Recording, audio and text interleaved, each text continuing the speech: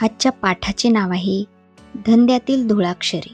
आमचे वडील आम्हा मुलांना उद्देशून नेहमी एक वाक्य ठामपणे म्हणायचे, तुम्ही आयुष्यात काही करू शकणार नाही, पण आम्ही शिकावं, मोठेपणी काहीतरी करावं अशी इच्छा बाळगणारे वडील वेळप्रसंगी कठोर होत.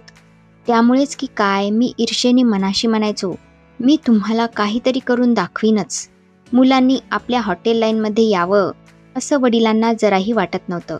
या उलट आईला मात्र वाटायचं की आम्ही वडिलांच्या कामात मदत करावी. मला इंजिनिअरिंगचं शिक्षण मिळालं. थोरल्या भावाचा प्रिंटिंगचा कोर्स पूर्ण झाला. आम्ही कदाचित आपापल्या शिक्षणाला योग्य अशी नोकरी किंवा व्यवसाय शोधला असता, पण नियतीच्या मनात काही वेगळंच होतं. वडिलांच्या धंद्यात अचानक चक्रीवादळ आलं. तेव्हा मोठा भाऊ आणि मी दोघंही वडिलांना धंद्यात मदत करायला लागलो. घरी वडिलांच्या समोर उभं राहायला घाबरणारी आम्ही मुलं आता त्यांच्या हाताखाली काम करायला लागलो. आदर्श रेस्टॉरंट कसं चालवावं याचे प्राथमिक धडे मला त्यांच्याकडूनच मिळाले. हॉटेलवाल्याला अनेक भाषा आल्या पाहिजेत. ते मराठी, हिंदी, गुजराती, इंग्रजी सगळ्या भाषा शिकले. हॉटेलमध्ये फडकं फिरवणारा पोऱ्या, वेटर, मॅनेजर अशी सर्व कामे केली. कुकच्या सर्व खुब्या, कुकचं कसब त्यांनी शिकून घेतलं. हॉटेलात गिराहिकांना सतत नवीन काहीतरी दिलं पाहिजे याचं त्यांना भान होतं. त्या काळात तंदूर लावण्याची कला फक्त गढवाली लोकांना अवगत होती. यांनी गढवालहून तंदूर लावणारे निष्णात कसबी कुक बोलावून घेतले. इतकंच नाही तर या गढवाली कुककडून तंदूरचं तंत्र शिकून घेऊन ते परत मराठी कुकना शिकवलं. त्यामुळे इथल्या इथे मराठी तंदूरवाले तयार झाले. त्यांच्यातली आणखी एक विलक्षण माणुसकीची गोष्ट म्हणजे हॉटेलच्या नोकर माणसांवरचं त्यांचं प्रेम. ते स्वतः कधी काळी हॉटेलमधील नोकर होते. त्यामुळे स्वतःच्या हॉटेलमधल्या नोकरांची ते खूप काळजी घेत, त्यांच्याशी आपुलकीने वागत. वडिलांना 60 वर्ष झाली तेव्हा त्यांनी हॉटेलच्या सर्व स्टाफला पैसे, स्टीलची भांडी, प्रत्येकाच्या बायकोला साडी आणि प्रत्येक स्टाफ मेंबरला सफारी सूट दिला. आमच्या सत्कार हॉटेलच्या शेजारी एक प्रसिद्ध शिंपी होता. त्यानं माझ्यासाठी मी न सांगताच एक सूट शिवला. संध्याकाळी मला बोलावून त्यानं मला हा सफारी सूट दिला. कौतुकानं घालायला लावला आणि वर परत अत्तराचा फवारा मारला. मी खुश होऊन परतलो. घरी जाण्यासाठी वडिलांबरोबर गाडीत बसलो. गाडीत बसल्यानंतर मी वडिलांना सूट दाखवला. वडिलांना राग आला. कपाळावर आठ्यांचं जाळं विणत ते म्हणाले, 200 रुपये कमवायची लायकी नाही आणि 200 रुपयांचा सूट घेतोय. जन्मात आधी 200 रुपये मिळवून दाखव. वडिलांचं हे बोलणं मला खूप लागलं.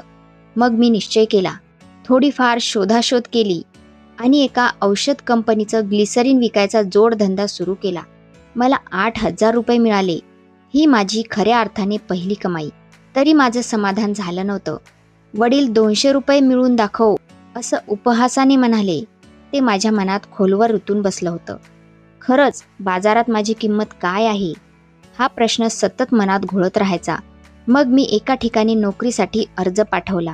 इंटरव्ह्यू घेणाऱ्या व्यक्तीने मला विचारलं, मी तुला 4-5 साधे प्रश्न विचारू की एक कठीण प्रश्न विचारू? मी म्हटलं, एक अतिशय कठीण प्रश्न विचारा. त्याने विचारलं, मग सांग तर, कोंबडी आधी की अंड आधी? मी पटकन सांगितलं, अंड आधी. तो म्हणाला, कोंबडी का नाही? मी म्हटलं, हा दुसरा प्रश्न झाला. तो अवाक झाला. क्षणभर थांबला आणि मग खो खो हसत त्यानं हात मिळवण्यासाठी माझ्यापुढे हात धरला. नोकरीसाठी तुझी निवड झाली आहे. पटकन निर्णय घेण्याची तुझी क्षमता, तुझा हजरजबाबीपणा मला पसंत पडला. त्यानं मला दिलखुलासपणे सांगितलं. मग मीही त्याला मोकळेपणाने खरं खरं सांगून टाकलं, सर थँक्यू व्हेरी मच, पण मला खरं म्हणजे नोकरी नको आहे. आता तो परत एकदा अवाक झाला. मी म्हणालो, आपला वेळ घेतल्याबद्दल माफ करा, पण मी फक्त माझी किंमत पाहायला आलो होतो. तुम्ही इतकीच माहिती द्या की मला इथे किती पगार मिळाला असता. त्या माणसानं स्मित हास्य करून सांगितलं, वर्षाला 50,000 रुपये. त्याचे आभार मानून मी तिथून निघालो. मला माझी किंमत कळली होती. मन शांत झालं होतं. तो सफारी सूट शिवण्या इतकी माझी ऐपत नक्कीच होती. एक दिवस अत्यंत मळके कपडे घातलेला फाटकासा माणूस हॉटेलात आला. त्याला पाहिल्याबरोबर वडील स्वतः उठून त्याच्यापाशी गेले. विठ्ठल, त्या माणसाला काय हवं नको ते बघ आणि तो जाईल तेव्हा त्याला 20,000 रुपये दे. 20,000 रुपये कशासाठी? मी उडालोच. वडील मात्र शांतपणे म्हणाले, खूप वर्षापूर्वी जेव्हा मला पैशांची नितांत गरज होती, तेव्हा कोणी मला 5-10 रुपयेही देत नव्हते. याने मात्र मला 100 रुपये दिले आणि माझ्यावरचं संकट टळलं. हो, पण म्हणून आज एकदम 20,000 रुपये? वडिलांनी माझ्याकडे रोखून पाहिलं. म्हणाले, ही माझी कृतज्ञतेनं केलेली परतफेड आहे. या भावनेची किंमत पैशात करायची नसते. त्यावेळी जर याने वेळेवर मदत केली नसती, तर आज आपण जे मिळवलं ते मिळवू शकलो नसतो. तेव्हा मी या जगात नसलो तरीही याला मदत करायची, एवढं लक्षात ठेव. माणुसकीचा एक फार मोठा धडा मी त्या दिवशी शिकलो. नंतर माझ्या लक्षात आलं की आपली आईही या बाबतीत अगदी वडिलांसारखंच वागते. घरी कधीतरी एकदा कोणी मला अपरिचित बाई आलेली असताना आईनं तिला हळूच 500 की 1,000 रुपये दिले होते. मी विचारलं तर म्हणाली, अरे मी लहान असताना ही मला मोठ्या प्रेमानं गावच्या जत्रेत घेऊन जायची आणि काही ना काही घेऊन द्यायची. माझे आई वडील दोघेही देणारे होते. त्यांनीच आपल्या कृतीने माझ्यापुढे एक आदर्श निर्माण केला.